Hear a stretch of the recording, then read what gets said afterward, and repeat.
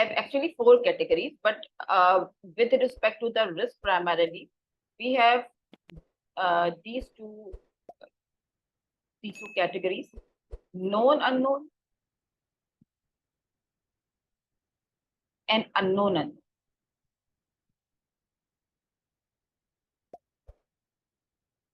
Risk is unknown in nature. So this unknown, the second unknown, is for the risk itself. Risk is unknown in nature.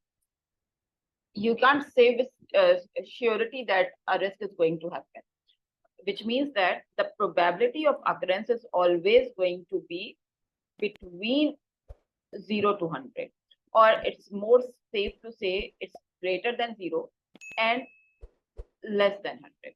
If it is equal to 0, this is not a risk. If it is equal to 100, this is also not a risk, right? Then we have different terminology for that. If you are so sure and certain about something that it has occurred or it is going to occur, then you will not call it a risk. You will either call it an issue, or you will either call it something which has been realized opportunity. We are going to talk about it. So probability has to be greater than 0 and less than 100 to make it a risk, uncertain event. So known unknown and unknown unknown. Known, so the second unknown is for the risk itself. Why? Because risk is uncertain in nature. If it occurs, it is going to be positive or negative, but inherently it is uncertain in nature. But there are 2 categories of the risk itself: those risks which we can think of, and those risks which we can't even think of. Identifiable risks. They are also a risk. For instance, if I say, I just have talked about it, that if you go to the exam room without necessary preparation or recommended preparation, there is a risk that you may not get through in the first attempt. Right? This is a risk, a known risk, but it's not materialized. It has not happened so far, but it may happen. If you are not going to respond to it timely and with the right steps, it may happen. But it may or may not happen, and so far it has not happened. So it's a risk, but it is a known risk, an identifiable risk. Similarly, there are certain risks which are still risk in nature, but they are not even known, or we can't even think of them. We can't even anticipate them. They come to us when those things have already happened or already have missed. Right? So those are termed as unknown unknown. Those risks which were unknown and they were not even they were not considered, or they were not thought of during the risk management exercise. So the risk management process can be applied to the known risk only. Of course, you can apply, or you can manage something which is known. You can't manage something which is not. So later on, when we are going to see the process from identify to analyze to assess to prioritize and to respond, control, manage, whatever about the risk, that's going to be applicable on the identifiable risk for obvious reasons.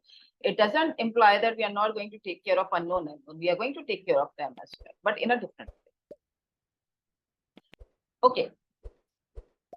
The known unknowns or the identifiable risk should be taken care of in your planning via contingency reserves. The unknown unknown, or those risks which are not known ahead of time, they usually are taken care of with management risks. Now, this should ring a bell. We have already talked about the contingency and management reserves in the last week class, in the cost management discussion. I told you And we had talked about the contingencies during the schedule management discussion as well. Contingency is a provision, a buffer, some reserve that you keep for the schedule as well as for the cost resources. So to take care of the risk, known risk. Some risk which may occur because of the resources, some risk that may occur because of the timeline, some risk that may occur because of the changes of the requirement, some risk that may occur because of non-performance, and a variety of reasons which are known. We are actually talking about the identifiable risk over here. So accordingly, you can think of keeping some backup mechanisms, some measures, some responses to take care of those situations that may happen. If they are not going to happen, you have your reserves saved with you. No harm. Unknown. On the other side, as they are not identifiable, you can't think of them as a team.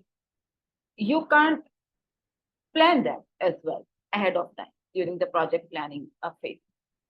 For the same reason, management, senior management, whoever is in charge of this decision making, they keep a margin. We have already talked about that. This margin can be any number, 10% of the overall budget, 15%, 20%, 5%.